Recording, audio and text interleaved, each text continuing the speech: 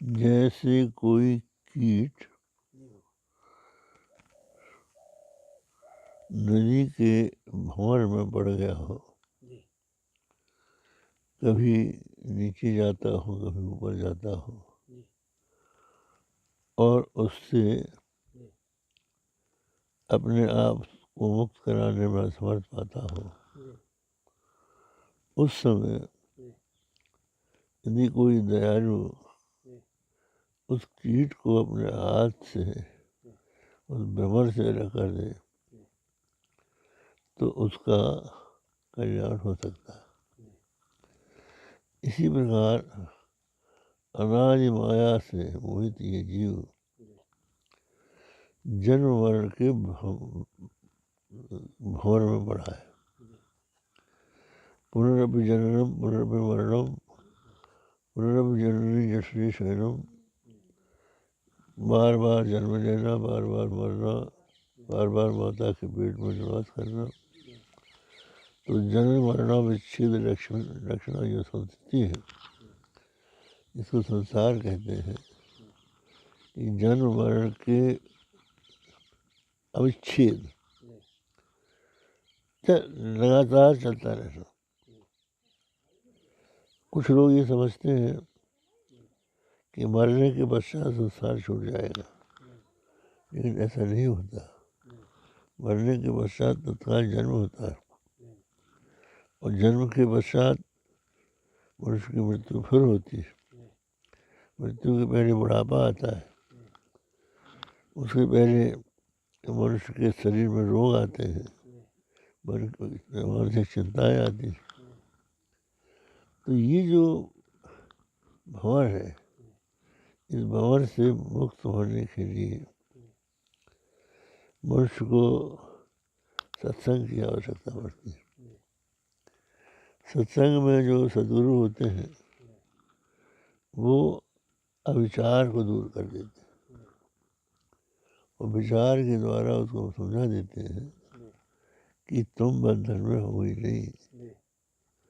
अविचार कृतो बंधा विचारेण निवर्तयेत, तस्मात् जीव ब्रह्म विचारेण। मैंने अविचार कृतो बंधा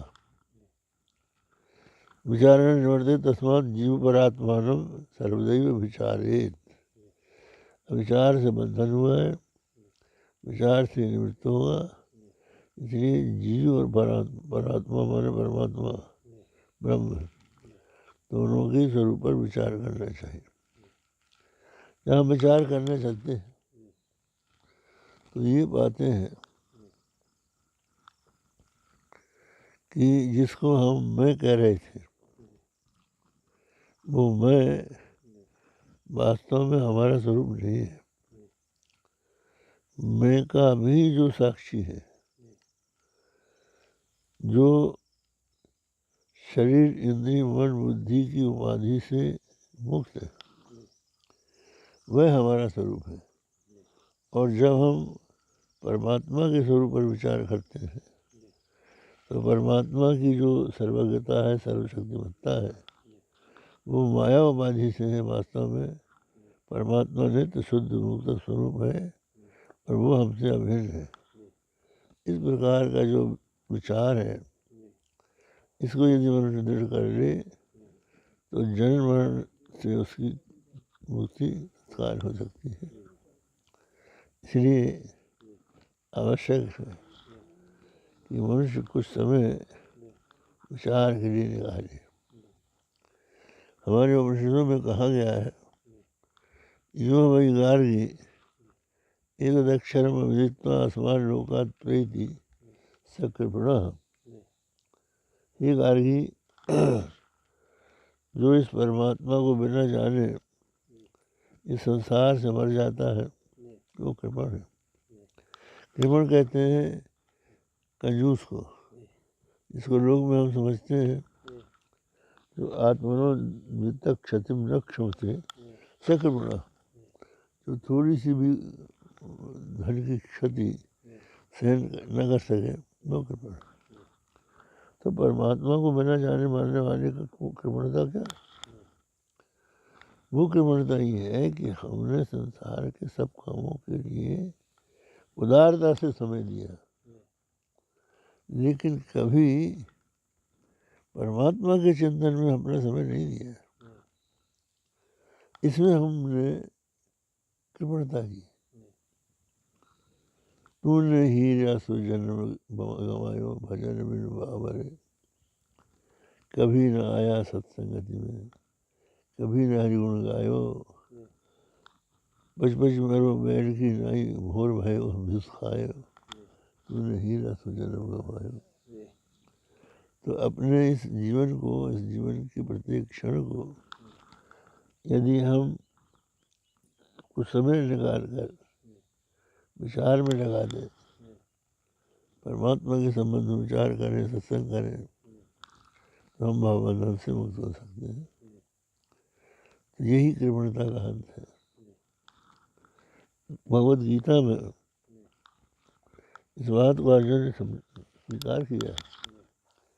कार्पण्य दोषोपहत स्वभाव, कार्पण्य दोष से मेरा स्वभाव आपत हो गया। कार्पण्य दोष क्या है? जो आत्मा नित्य शुद्ध था, जो जन्म मरण से रहित था, उसको जन्म मरण वाला मान लिया। ये मेरे सामने जो युद्ध करने वाले आए हैं, ये मर जाएंगे, जबकि आत्मा कभी मरती नहीं है। ये क्योंकि मरने वाली वस्तु जो है वो है जो पंचभूत से बनी हुई है। जो पांच भौतिक वस्तु है वही मरती है, वही तलवार से कटती है, वही आग से जलती है, वो पाँव से सूखती है। लेकिन इस शरीर का जो साक्षी है, जिसको जानने वाला है, वहाँ तक इनकी पहुँच ही नहीं है। ये विचार अपने भीतर करना चाहिए।